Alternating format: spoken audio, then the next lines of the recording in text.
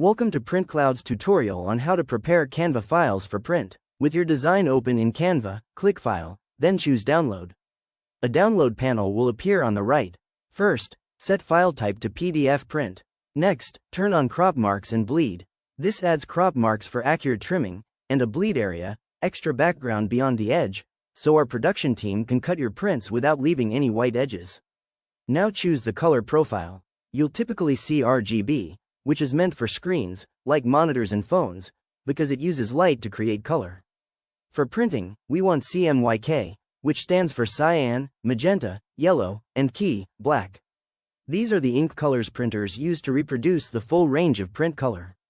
Once those settings are selected, click Download. Canva will generate a print-ready PDF with crop marks and bleed. Now, let's quickly open the file in Adobe Acrobat, a standard PDF viewer. You'll see the crop marks, those small crosshair lines, which guide our cutters when trimming your order. You'll also notice the artwork extends past the final edge of the design. That's the bleed, and it prevents white borders after cutting. That's it, your file is print ready.